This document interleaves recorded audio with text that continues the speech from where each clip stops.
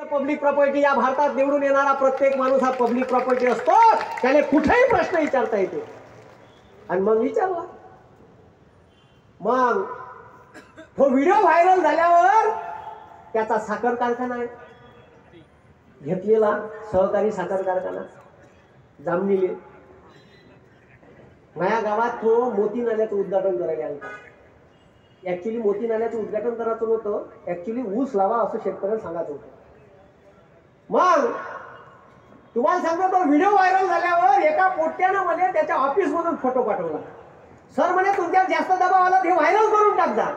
का होतं त्याच्यात माहित आहे? मागं साखर कारखान्याच्या मागं धाम नदी आहे, त्या धाम नदीतून साखर कारखान्यासाठी पाणी उचल केली PWD कडून. त्याची 5,38,00,000 रुपयाची थकबाकी होती, जी भरली नव्हती. आणि सरकार आलं का हे माफ, आणि तुम्ही भरा लाईनचं बिल.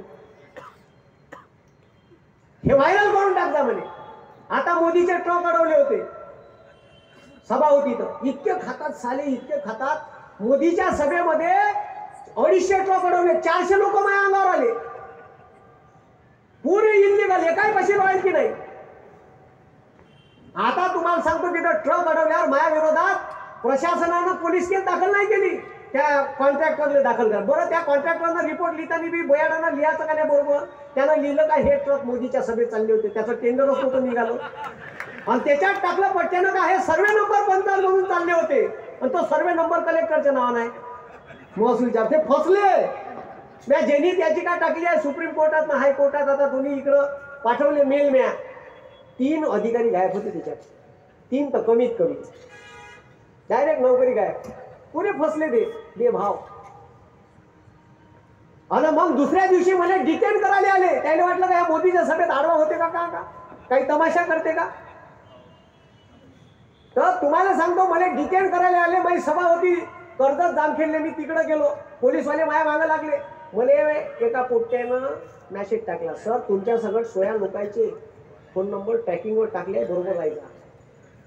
इतके खतरनाक माझे एजंट आहे आपले पोट्टे, ठीक आहे. घ्यायला आपल्याला चिल्लर समजू नये.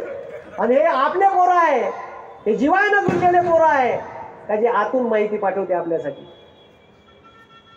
तो कोण होय का होय मला बी माहित नाही. म्हणून माझं म्हणणं एवढं आहे, आता गव्हर्नमेंटच्या बिल्डिंग मध्ये एक मीटर आला आहे, प्रीपेड मीटर. लागलं तुमच्या घरी नाही लावलं, इलेक्शन आहे म्हणून. हे का निवडून आले तर मग रिचार्ज मारा तर लाईन राहील. रात्री 12 वाजता रिचार्ज संपलं, लाईन काय.